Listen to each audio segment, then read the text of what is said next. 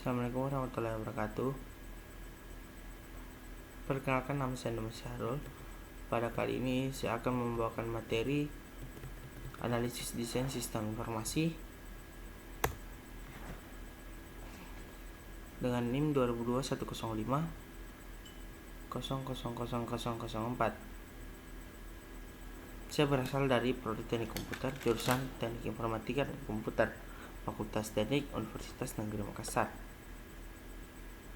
Pokok pembahasan pada materi kali ini yang pertama, definisi analisis desain sistem informasi, tujuan analisis desain sistem informasi, tahapan analisis desain sistem informasi, dan alat bantu analisis sistem informasi, dan yang terakhir adalah kesimpulan.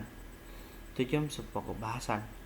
Tujuan subpokok bahasan adalah untuk memenuhi kebutuhan pemakai sistem dan memberi rancangan gambar yang jelas dan rancang bangun yang lengkap kepada program, pemrogram komputer, dan ahli teknik yang terlibat. Definisi analisis desain sistem informasi. Analisis desain sistem informasi adalah proses penguraian suatu pokok dan menyelidiki keadaan yang sebenarnya dalam sebuah entitas atau guna mencari indikasi komponen dan unsur-unsur penting dalam membangun sebuah sistem informasi. Nomor 2, tujuan analisis desain sistem informasi. Ada 4 tujuan analisis desain sistem informasi: memberikan pelayanan kebutuhan informasi, membantu para pengambil keputusan, mengevaluasi sistem yang telah ada, merumuskan tujuan yang ingin dicapai. Tahapan analisis sistem desain sistem informasi ada 6, yaitu yang pertama identifikasi, memahami, analisis, penerapan sistem, dan laporan evaluasi. Untuk mencapai laporan dan evaluasi, perlunya kita memulai dari identifikasi, mengidentifikasi bagaimana sebuah sistem mau jalan, lalu itu memahami cara kerja sistemnya, lalu itu menganalisis terhadap sistem yang sudah diidentifikasi dan dipahami, lalu penerapan sistem, laporan, dan evaluasi. Yang keempat, alat bantu analisis desain sistem informasi. Alat bantu analisis desain sistem informasi ada beberapa. Yang pertama, data flow diagram adalah diagram yang menggambarkan aliran informasi atau data dari bentuk input menjadi sebuah output. Lalu yang kedua adalah diagram konteks.